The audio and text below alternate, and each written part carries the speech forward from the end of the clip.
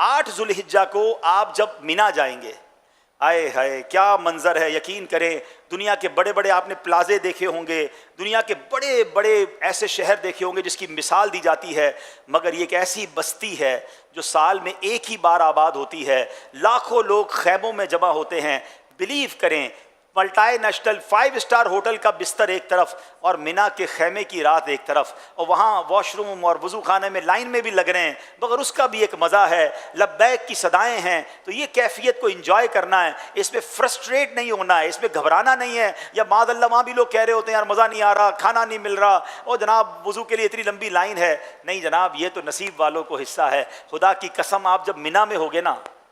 دنیا کے کروڑوں مسلمانوں کی آنکھیں اشکبار ہوں گی، وہ آپ کو دیکھ رہے ہوں گے ٹی وی پر کہ دیکھیں یہ کتنے خوش نصیب ہیں، آج احرام پہنے مینا میں ہیں، مینا میں رات گزار رہے ہیں، صبح عرفات جانا ہے،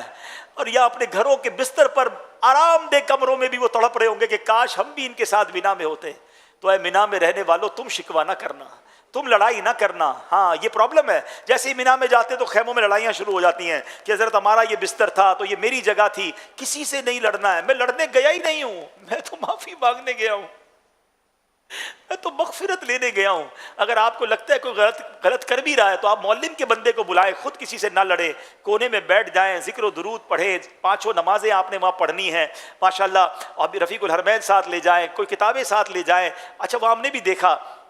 کہ جب حاجی مینا میں پہنچتے ہیں نا، کچھ رات کو پہنچ جاتے ہیں، کچھ صبح پہنچتے ہیں، تو صبح صبح تو لبیک کی صدائیں آ رہی ہوتی ہیں، کوئی قرآن پڑھ رہا ہوتا ہے، کوئی تسبیح پڑھ رہا ہوتا ہے، مگر چونکہ ہماری انفراد عبادت کی تو عادت ہی نہیں ہے، 1 آدھ گھنٹے کے بعد اب جناب مستی مذاق شروع ہو جائے گی، پھر سیاست پر باتیں ہوں گی، الگ الگ خیموں سے الگ الگ آوازیں آ رہی ہوں گی، کوئی کسی کو نام رکھ رہا ہوگا، یہ عجیب ماحول ہنسی مذاق کا، اور جس کو کہتے ہیں فضولیات کا ماحول بن جائے گا۔ ایسے ماحول میں آپ مت رہیے گا۔ آپ کو لگتا ہے مطالعے سے تھک گیا ہوں، تسبیح اٹھا لیجئے گا، تسبیح کے بعد تھک گیا ہوں تو نوافل شروع کر دیجئے گا، موبائل فون پر کچھ تلاوت، کچھ نعتیں، کوئی ایسی چیز جس میں بس میں عبادت پہ مصروف رہوں۔ اور سبحان اللہ، اب جو رات آئے گی پیارے اسلامی بھائیوں، یہ شب عرفہ ہے۔ یہ رات پتہ ہے کون سی ہے؟ شب عرفہ۔ صبح کہاں جانا ہے؟ عرفات جانا ہے۔ تو شب عرفہ بڑی مقبول رات ہے، ہو سکے تو اول وقت میں عشاء پڑھ کے کچھ عبادت کر کے سو جائیں، پھر اگر موبائل میں الارم رکھیں تہجد کے لیے اٹھیں، اور تہجد پڑھ کے پھر کسی کونے میں جا نماز بچھا کر خوب دعائیں کریں۔ بعض اوقات معلم کی طرف سے اعلان ہوتا ہے کہ بسیں عرفات کو جا رہی ہیں،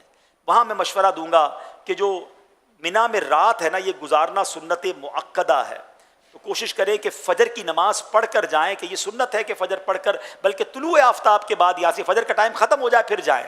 لیکن رات سے معلم کی بسیں شروع ہو جاتی ہیں۔ اگر سارے ہی جا رہے ہیں اور آپ کی معلم یا آپ کا گروپ لیڈر بات نہیں مان رہا تو پھر آپ چلے جائیں، ورنہ تجربے کی بات یہ میں کہوں گا کہ اگر آپ 30-40 حاجی مل کر آپ اپنے گروپ لیڈر کو یا معلم کو کہیں کہ ہم نہیں جائیں گے،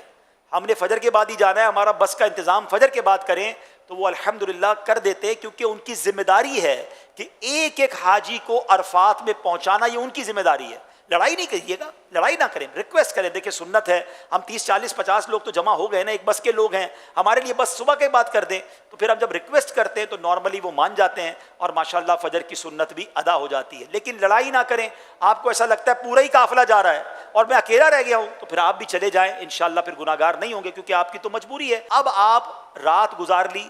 فجر ہو گئی، بہتر یہ ہے کہ کتابوں میں لکھا کہ مسجد خیف کے سامنے جو کوہ سبیرہ ہے، سورج جب اس پر چمکے، یعنی فجر کا وقت ختم ہو جائے، سورج اوپر آ جائے، اب عرفات کو چلے، اور سبحان اللہ یہ چلنا بھی کمال کا چلنا ہے۔